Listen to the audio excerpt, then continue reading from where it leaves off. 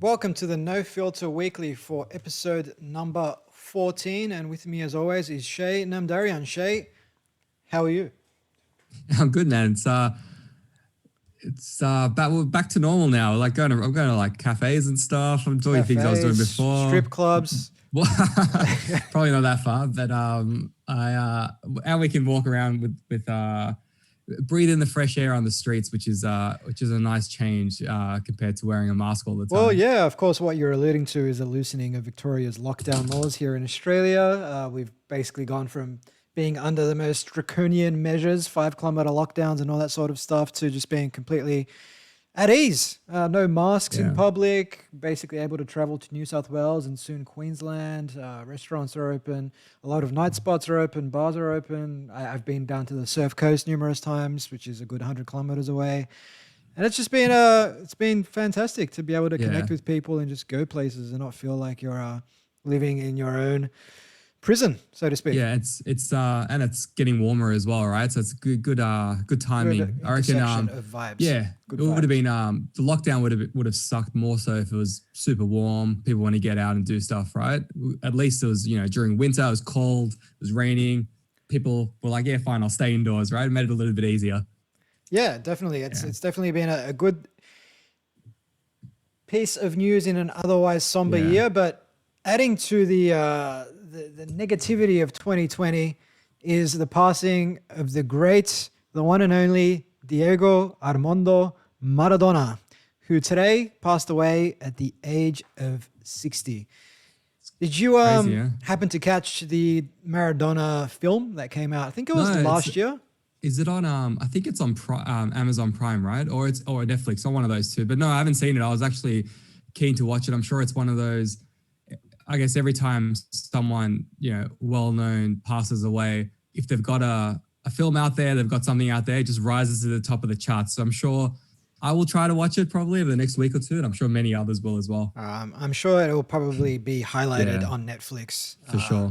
Per your words there, but so what happened? So he had a heart attack or something? I believe so. I mean, ultimately, he died from a heart attack at home in Buenos Aires. But ultimately, I think that was a reflection of his lifestyle over the past few decades. I mean, since he left the game, what was it, in the mid to late 90s?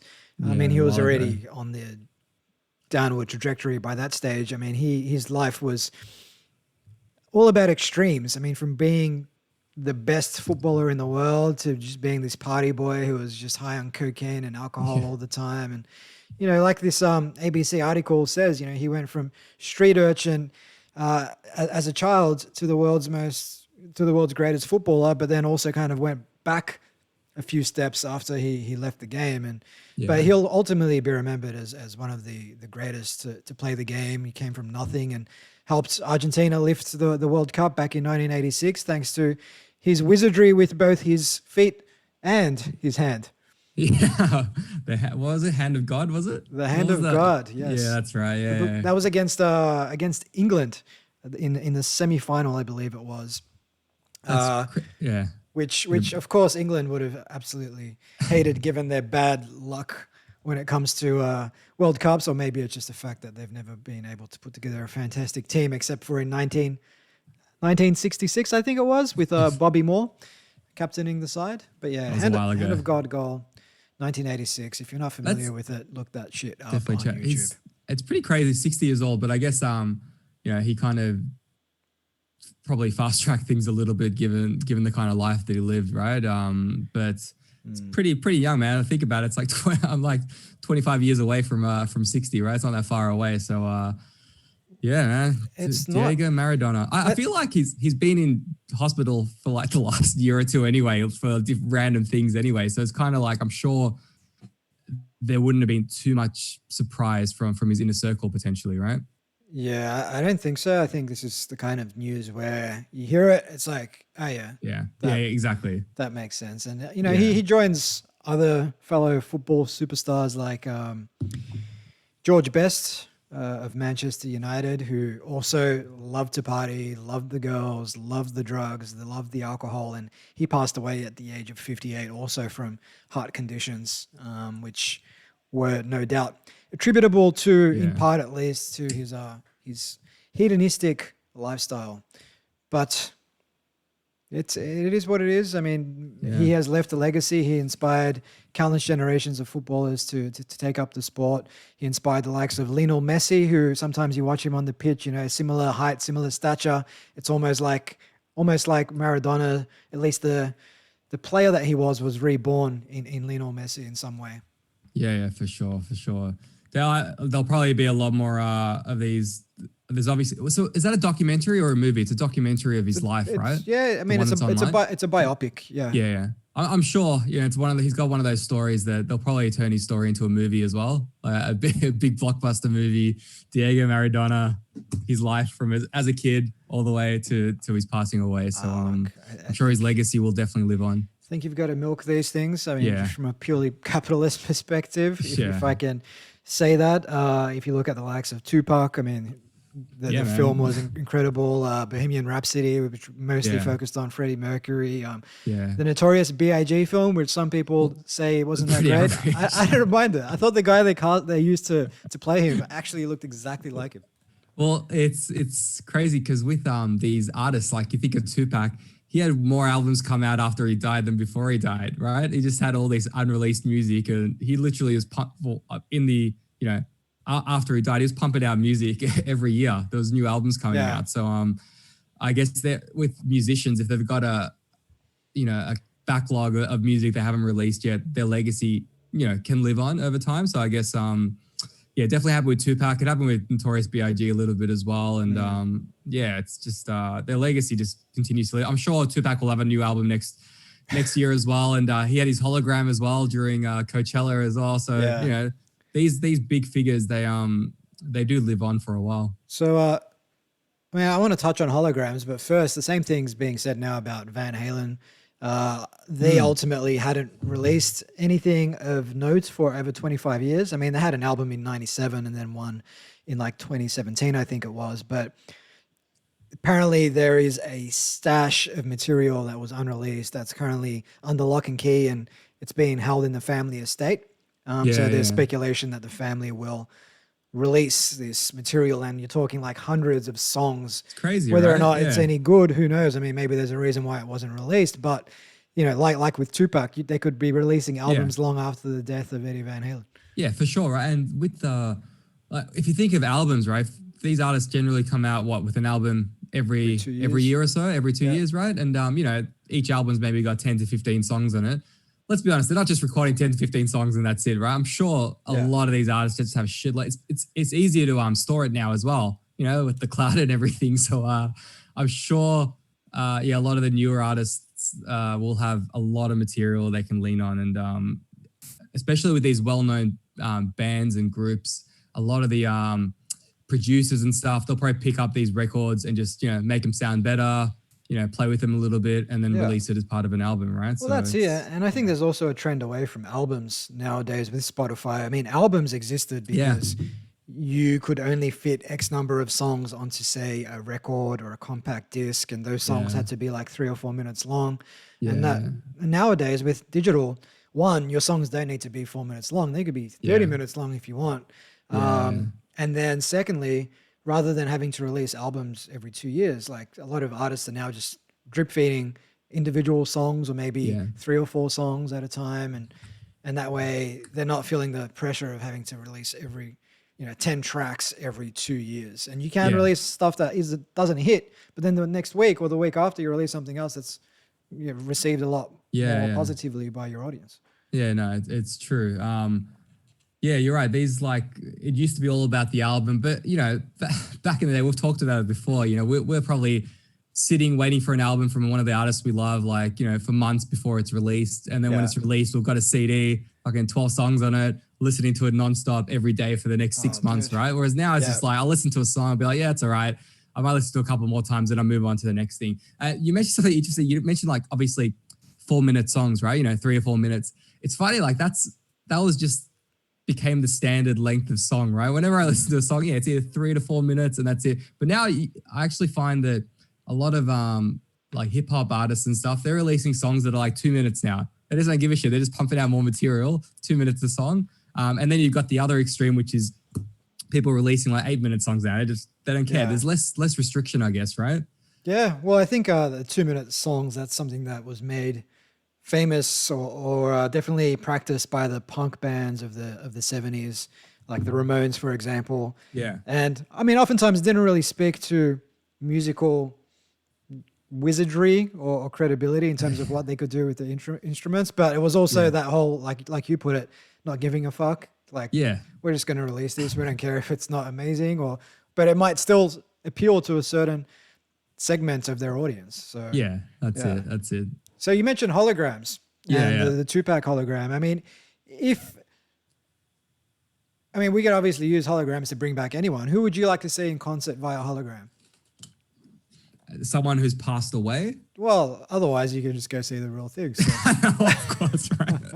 No, maybe not in this COVID time. Maybe there is a need for hologram tours now, given that COVID's shut down the world. Yeah. No, to be, like, as in, for me, the people that come to mind that have passed away, specifically for their music and like watching them live, would be people like, obviously we talked about Tupac and Notorious B.I.G., but even like seeing Michael Jackson in concert, that could be interesting. Obviously, that's not condoning anything he's done in the background, but in terms of his music and watching him in concert, apparently he had some pretty epic concerts back in the day. Yeah. I never witnessed any, but that would be a pretty cool one to watch. Massive productions. Yeah, that's it, right? I remember that History tour. I think it was like in 1995 or so, something like that, mid-90s. Like, that was just this huge production.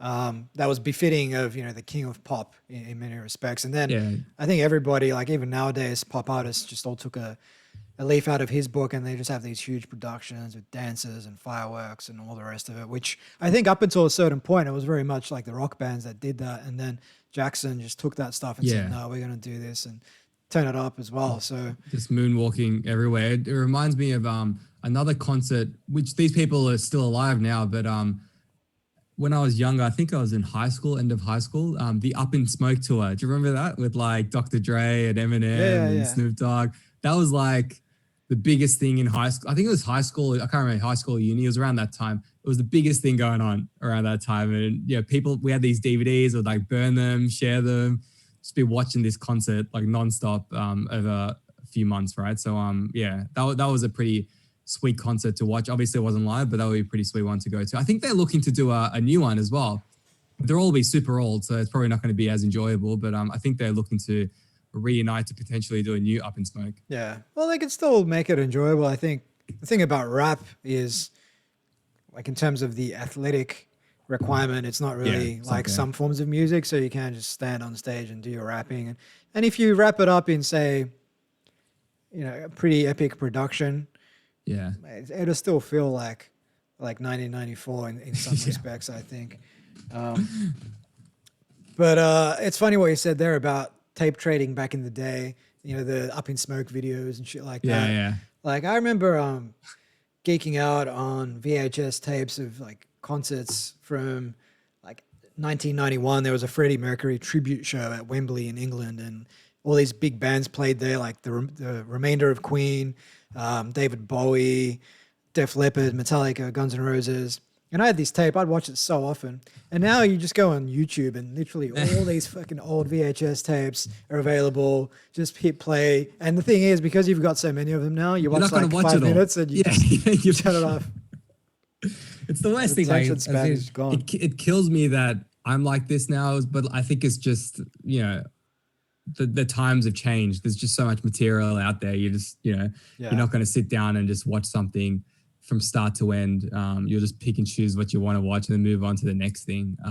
Unless it's Cobra Kai, of course. Well, that's true. I think it's coming out in another month or two. It's weird, January. Right? With shows, like, as in what I witnessed with Cobra Kai was, after I watched it, I was just like, shit, I just want to watch the next one. And then you're just so G'd up for like, I don't know, a couple of weeks. And then I just completely got over it. I just completely forgot about it. Right? Yeah. But I'll get G'd up again once it's on again. I'll probably watch the first 2 seasons again before I watch the third one. I think you have to. At least watch like the last 3 episodes of season 2 before you kick on again, just to have some continuity.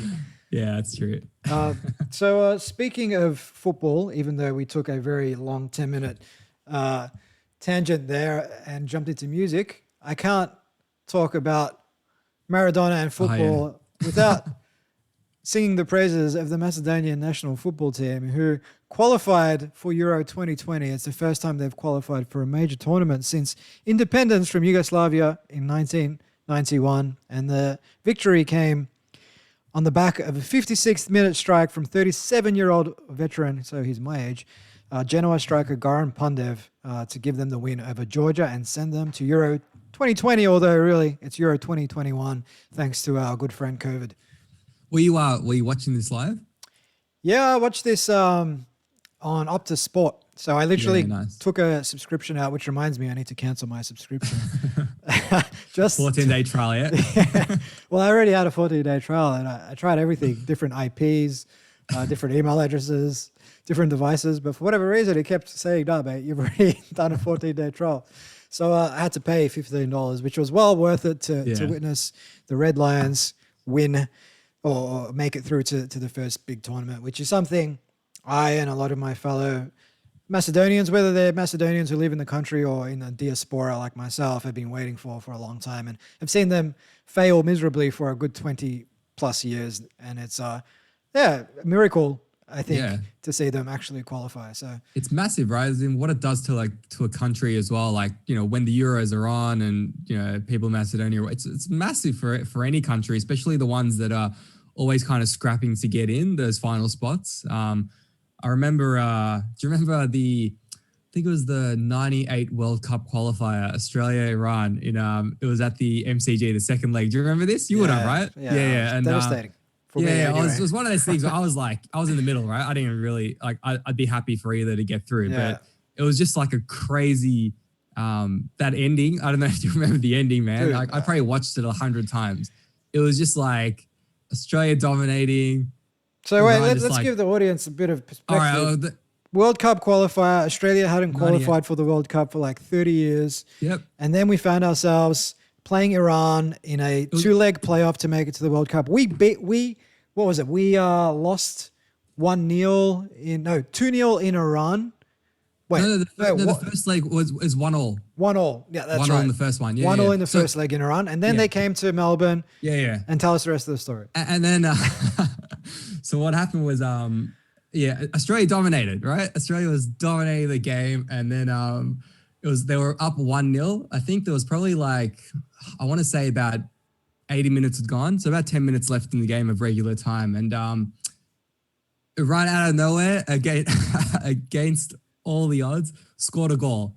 And then 1-1, right? So based on I'm pretty sure based on if it stayed 1-1, it would have been, I think, penalty shootout or whatever, right? Because 1-1 there, 1-1 here.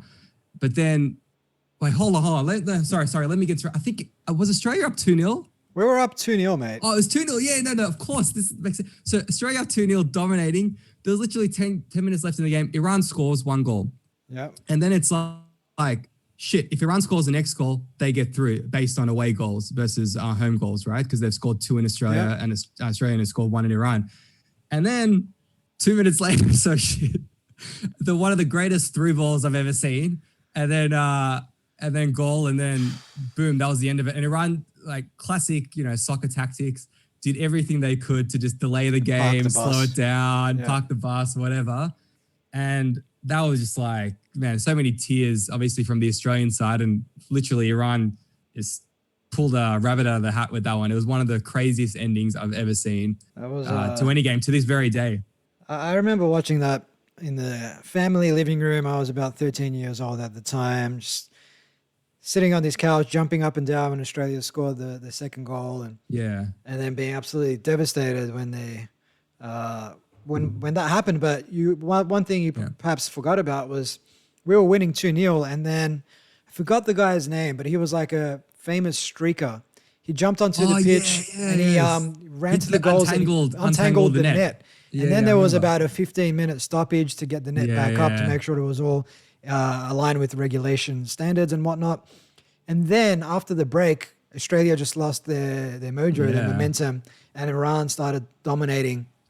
And some people like to suggests that if that striker hadn't jumped on the pitch, Yeah. Australia would have stayed in control and won the game. So I we'll think never know. the kind of the added layer to it was the fact that Australia was up 2-0, right? Dominating the game. It's always a dangerous scoreline. Yeah, exactly. Especially with the away goal rule or whatever they have right across the two legs. So as soon as Iran scored that goal, that's when it was like, shit, Pressure. if they score another goal, they're through. We're not going penalty shootouts. They win and they move on, right? And that's kind of, I think that just added that extra layer of pressure for the Australian team, and they just couldn't handle it, right? Yeah. But that, like, they had their opportunities. Let's be honest. Australia had so many opportunities. They should have won that game like 10-0 by the time it finished. But Should have. yeah, crazy. That was one of the craziest games I've seen. Well, we made it in 2006. We had to wait another 10 years for our moment. Well, now they've changed. They've obviously changed the qualification rules as well with the World Cup and Australia, because Australia used to always play one of the top teams from Asia to qualify. So they had to South America. Or South America. That's right. Yeah, they played Uruguay one year, right? It was most of the time it was South America. So like Argentina, Uruguay. There was a time when we played, I think, Scotland or someone as well. So it changed quite a bit, but it was always pitting us against a really highly fancied team from another continent.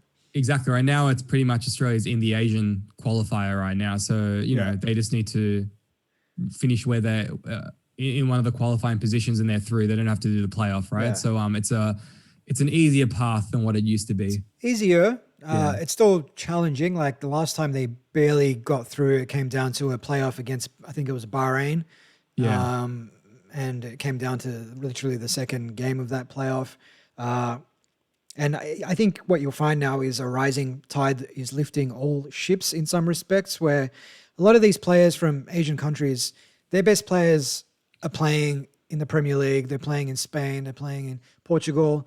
The quality of those teams everywhere is getting better as a result of this. So they're like importing the talents of these foreign leagues where they hone their craft. Yeah. And so that's why now, like, you rarely see huge blowouts. Like the only time you see a blowout is if someone plays the Solomon Islands or one of these tiny nations who don't really have a football culture.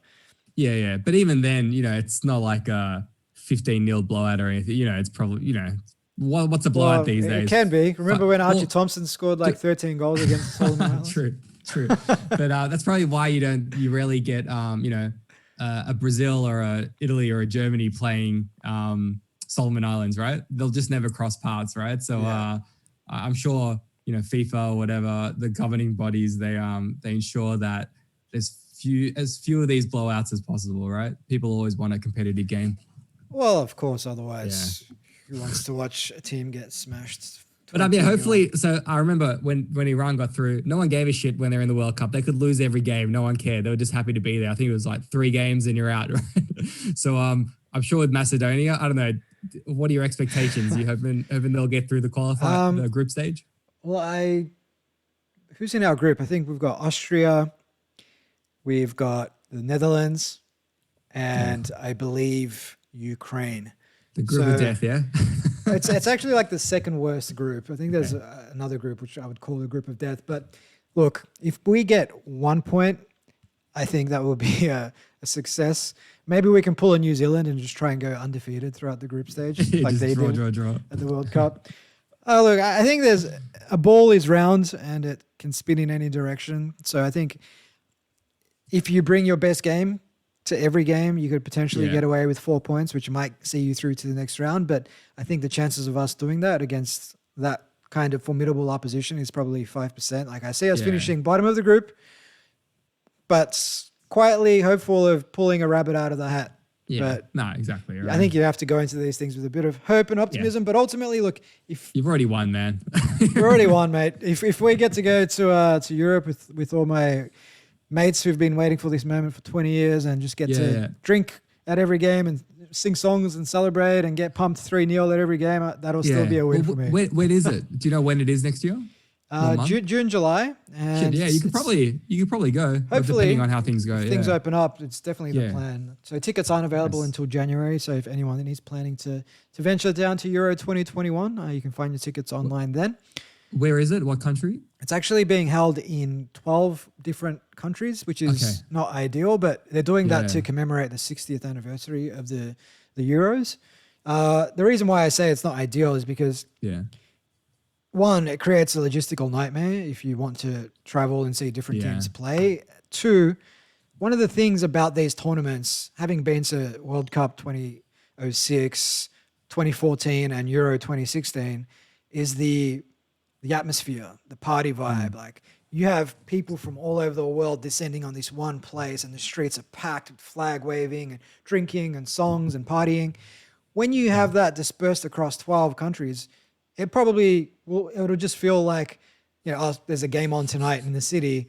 Let's go watch the game. And you don't really have that festival atmosphere around it. So true. It's going to be they were always going to do this no matter before COVID as well. I think so. Yeah. I mean, it makes less sense to do it with COVID because it means you're traveling across the country, across the continent.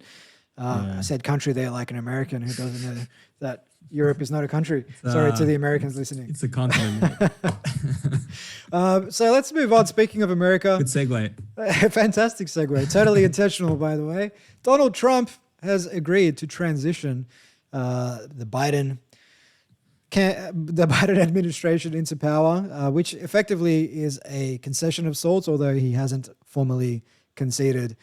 It only took him about, 14 days to agree to the transition? Well, I don't know whether we talked about it last time, but it was funny. Like, just the way this guy, Trump's tweets is just so funny, right? 1 day 1 hour he's like pretty much admitting defeat, right? And then like an hour later he's like, I won the election. It's just he's so unhinged. He's so unhinged.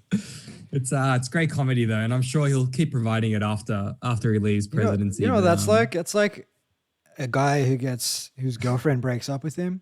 And then he's like, look, it's fine. I don't need you anyway. I'll find someone else. I'll find someone better. And then like half an hour later, like, he's like, please, sorry. I'll do anything. Not speaking from experience, of course. It's so true though. But it's so true. It's like this emotional sort of abrasiveness and just there's just no emotional regulation there. It's just... Well, I wonder how, like, with his Twitter account, when you read it, you're just like, clearly no one is vetting this before he posts anything, right? Which I think is good in a way. It's authentic. Yeah, but is that the case? I wonder if there is someone who's like, yeah, man, write this. This is great. No way. I think if anything is clear by now, it's that no one vets what he writes on Twitter, man. Like, there's no one sitting in the administration saying, yeah, man, that's perfect. You should send that tweet out. Say in caps that you won the election with no context and just full stop. And then Twitter picks it up as...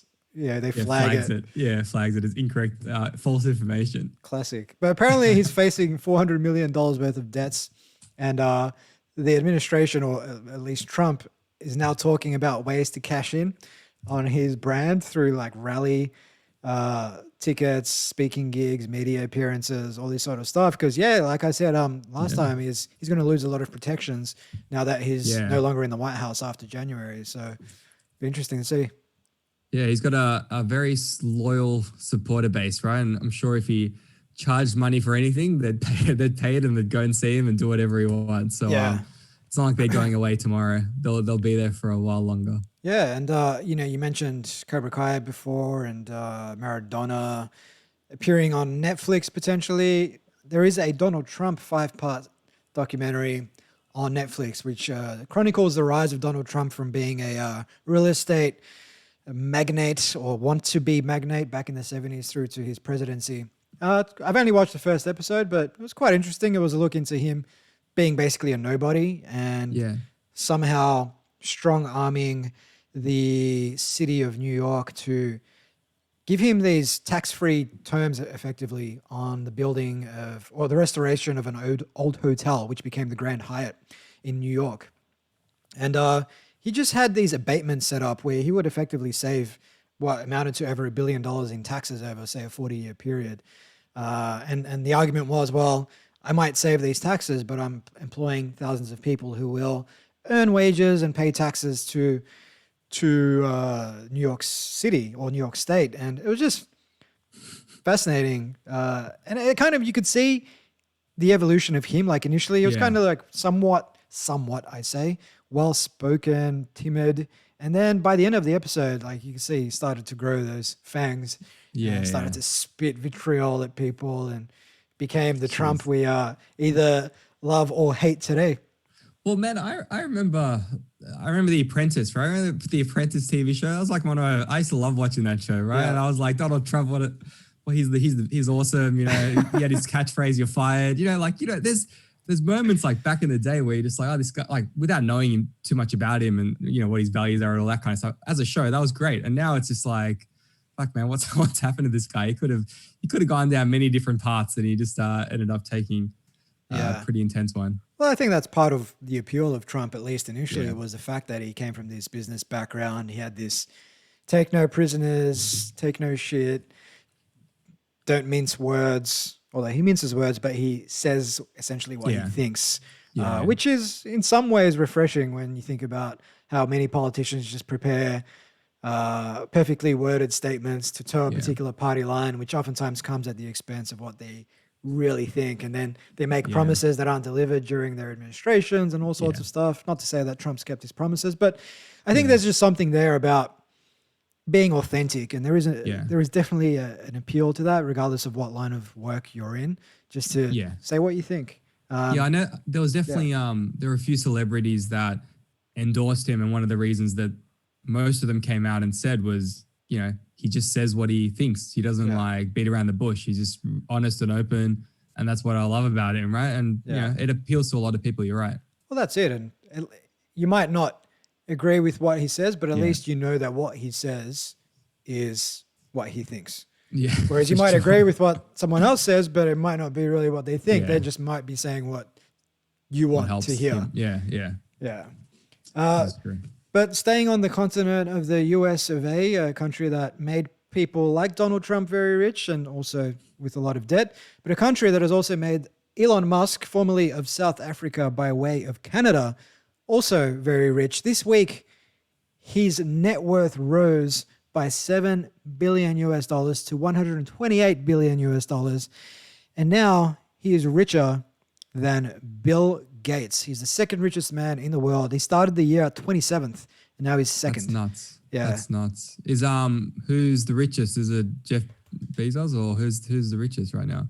Great question, mate. I should have had that. Because it could be Bezos. Yeah, it's pretty it's fucking nuts. But it's Bezos. Yeah, okay. Yeah, it's crazy with these people, like, richest person in the world, but how much of that money is just paper and how much of it, do they physically have, right? As in, he's obviously, they calculate this based on the shares they have in their business and the value of that if he wants to sell everything, but he can't sell everything tomorrow and just have all that cash in his bank account, right? So it's, I don't know. I just find it really interesting. Same with Amazon as well and all of that. But it's a lot of wealth. Let's be honest, right? You're right. No, you're absolutely right. So Jeff Bezos, he's as of July this year, his fortune was worth 171 billion compared to Elon Musk's 128 billion today. So a little bit further ahead, but ultimately, I think that kind of makes sense given the place that Bezos is playing in. It's very much mass market, online shopping, and then you've got all the tech startups using AWS and everything else, whereas Musk, massive, up until now, Tesla is still very much a car that people who are have somewhat, it's an affluent customer segment. SpaceX, obviously, I'm not sending shit into space, neither are you.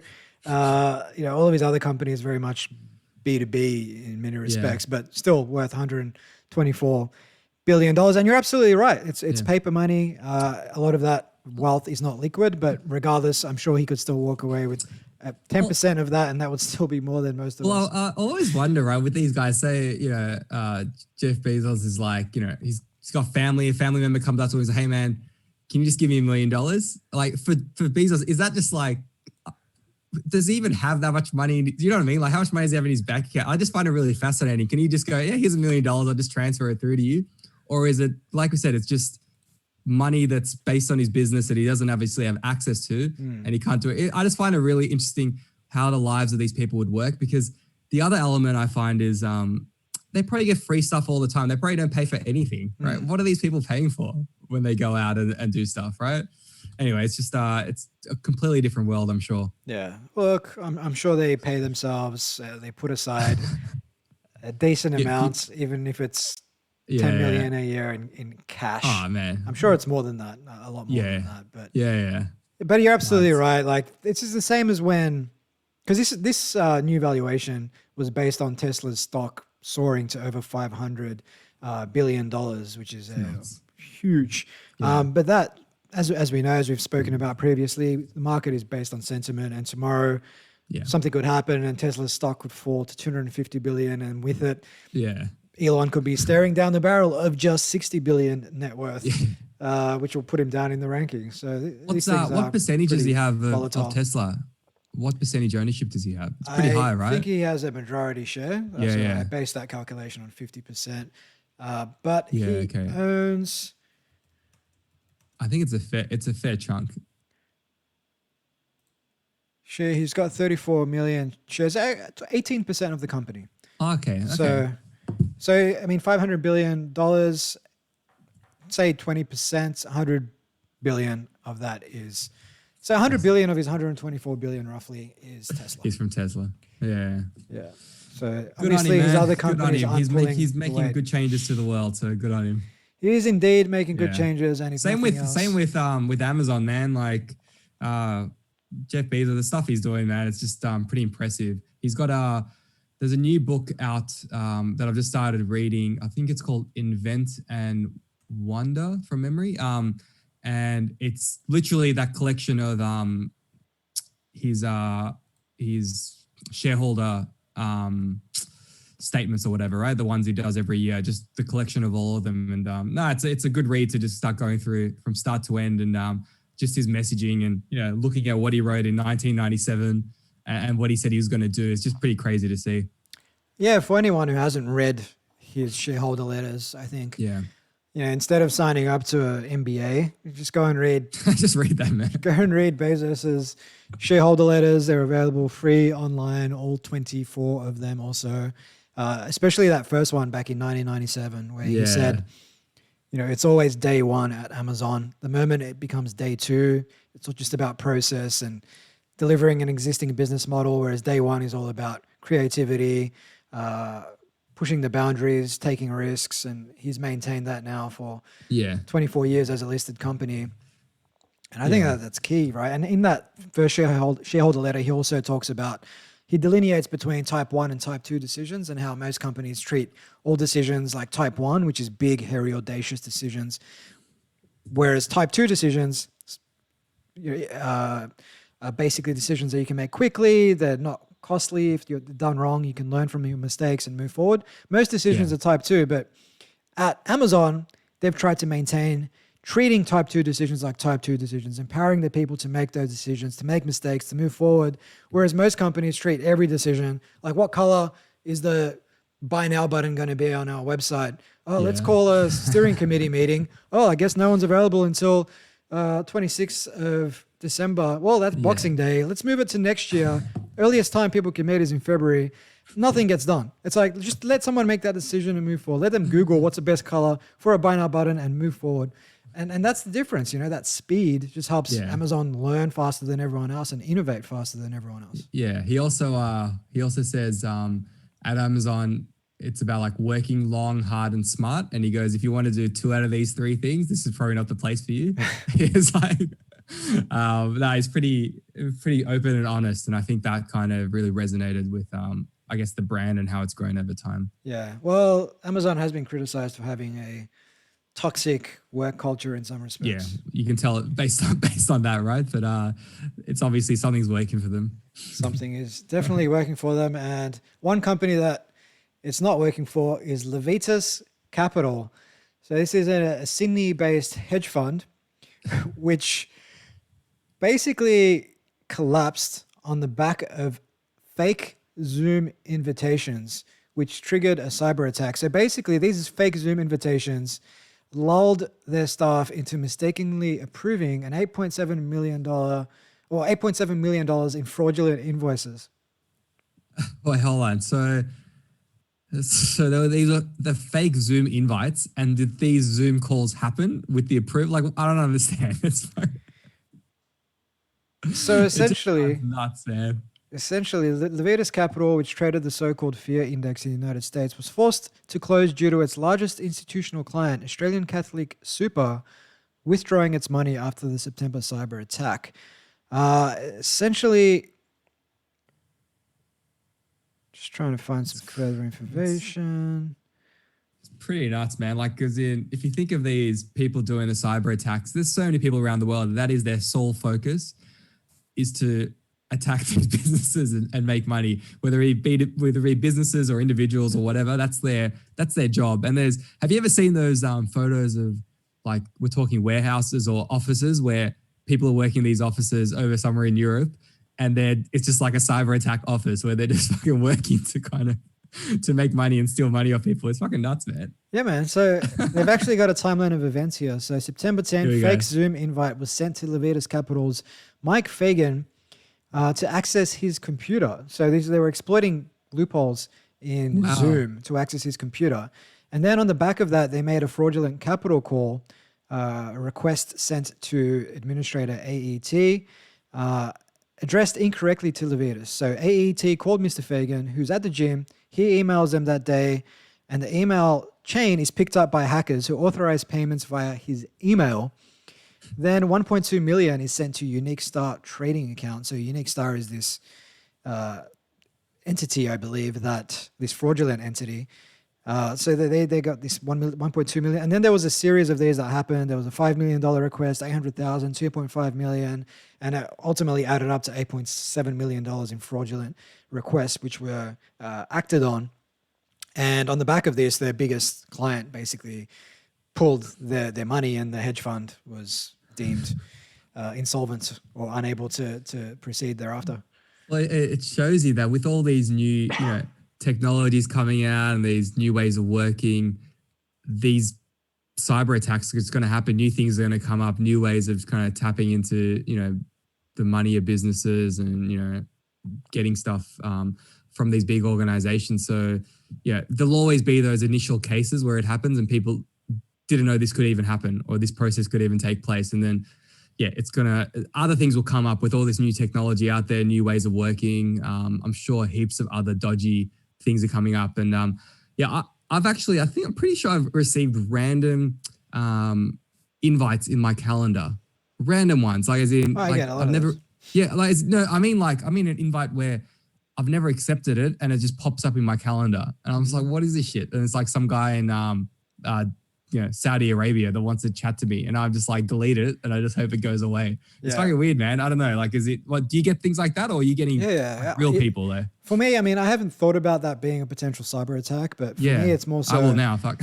Yeah. I mean, I have my Calendly thing available on the internet freely, so people can find that and book a time. But unless someone has asked to book that time, or at least disclosed in the information box why they want to meet, I'm like, I'm not going to meet with you. You're just like stealing my time now. I'm not going to do this. But this cyber attack actually went beyond just the like the capital markets and requesting capital calls and whatnot. There was actually like physical transfers. So this Pakistani national who was part of the scheme, Mohammed Bhatti, in a 10-day period, he walked into numerous ANZ branches and was able to withdraw several $100,000 through bank checks.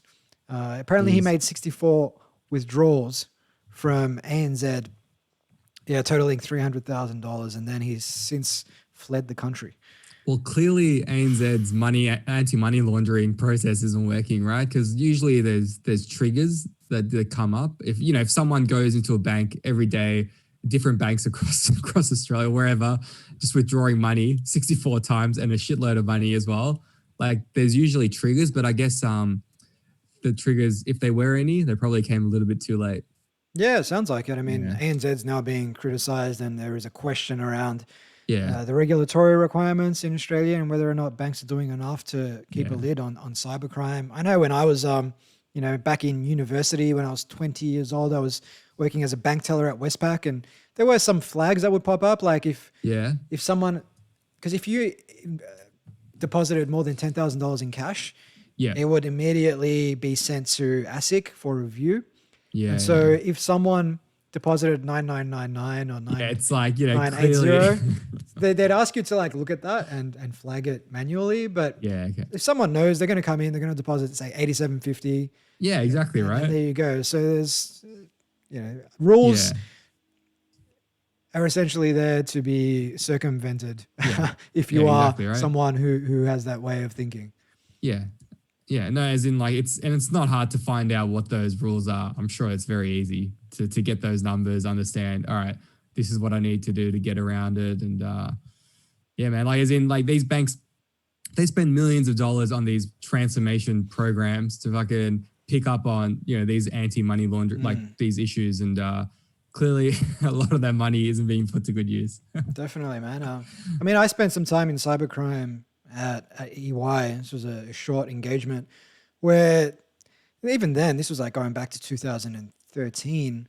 I was doing some work for Chevron, I think. And I think the EY's position at the time, and I think today this is a prevailing opinion, is that you can only do so much to prevent these things. It's a matter of having the systems in place to quickly detect them and mitigate the damage, because people are always going to find loopholes. You can patch those loopholes. They're going to find new ones. Technology is always progressing, which presents new loopholes. So you just need to make sure that the damage caused is a drop in the ocean compared to your overall revenue, which in this case it wasn't, because their biggest funder or fundee pulled out all their money. Yeah, exactly. I remember I did a bit of work at NAB as well, and they had a whole level in one of their buildings. It was like the fraud/risk team or something, right? And there was literally like a big board there that had like the numbers of how much fraud was going on throughout the day, and how much that helped get back, and how much was still outstanding. It was pretty nuts. But if you think about these banks and how much money goes through them, there'd be so much money that kind of is linked to fraud. I remember like just there's been many times before where I'd look at my bank account, man, and fucking there's like $250 being spent on something that I was like, well, I have no idea what this is. And then I call up the bank. I'm like, this wasn't me. They'll cancel my card. It's for me, like the money, I know I'll get it back in the next like 6 to 8 weeks once they figure out it wasn't me. But for me, it's the admin that pisses me off, man. The fact I've got to get a new card, change my card number and everything I've got online, man. It's fucking pain in the ass. Yeah, it's one of those things, and yeah, I tend to overlook those things until they become too big and too obvious. It's like Naval Ravikant talks about time, and if you bought something and it costs $50 but it doesn't work. Yeah. Do you go and return? Do you return it? Like if you value your time at say $500 an hour, are you really going to spend 2 hours driving down to the shopping mall, queuing up, having the conversation, returning it, finding a replacement? Yeah. It's $50. Just let it go. So sometimes I see these questionable transactions in my account. Can't be but no, the thing is, you got to flag it though, because they could just keep doing it. I understand what you're saying. I'm on board with the oh, argument. jeez. Yeah, fair enough. Anyway, we are just about out of time, so we might bring this bad boy to a close. Any parting words of wisdom? Well, just a big one for you, being a Phoenix Suns fan. They had a pretty good free agency period, and they look like they're probably going to make the playoffs next year. So you've got a year to be excited about next year. Yeah. Who's the biggest player we brought in? Chris Paul. Oof. Yeah, but he's 35 old now. years old. He's old, right? And he's on like a massive contract. But I think, the good thing about him is, like, as you would be aware with the Suns, they've been pretty shit for the last 10 years, right? So he at least brings a sense of leadership and guidance for a team that's kind of been struggling for the last 10 years. So yeah, a lot of people are picking them to easily make the playoffs now, and well, Suns, it's a completely different Suns, man. Suns are in the top 9 in terms of the odds, so they're 25-1 alongside Philadelphia and Dallas, Boston, Miami, and Denver 16-1, Clippers, Milwaukee. That's top 9 across both conferences, right? Yeah, across both conferences. Fuck, there you go, man. Jeez, that's pretty high. Clippers, Milwaukee, Brooklyn 5-1, and Lakers 3-1. So plus they had the 8-0 bubble run, right? Which obviously added to the momentum, and everyone's like, shit, they're going to be awesome next year as well. Well, that's it. They're a better team. Yeah, I mean, we were very unlucky not to make the playoffs on the back of, who was it? Portland against Milwaukee Memphis or something. Memphis. It was the last it was the last shot of the game. It was Brooklyn. Yeah. That was nuts, right? That was a crazy game. I That remember. was a devastating couple of minutes for. So some big year coming up. fans So everywhere. maybe hopefully if borders open up, we're going to do a trip to the US and courtside, man. Courtside Okay. at what's the arena? Because it's US. Is that US Airlines Yeah, I think so. I think it is actually. or is it Talking Stick Arena? Oh no, it was Talking Stick. I think is actually it's funny some of the names of these brands that have these. They got some weird casino. Yeah. I think it is Talking Stick. US, formerly America West Arena, US Airways Center, and Talking Stick Resort. Yeah, it's so Talking I was Stick. right. It's now You just are. Phoenix Arena, PHX Oh, it is? Arena. Okay. Yeah. There you go. Yeah, but back in the day, I remember it was the America West Arena. Back in the early '90s, when Dan Marley, Kevin Johnson, and Charles Barkley used to rule the roost down There in you go. Phoenix. Anyway, with that piece of good news, another Phoenix run coming up. We'll see. well, let's see. I'm sure they'll make it to the conference finals only to lose like they always do. But on more optimistic notes, I wish you a fantastic rest of your week, an awesome weekend ahead, too, and man. we'll see everyone or hear from everyone or speak with everyone in a couple of weeks. Peace out. All right. See you later. Ciao.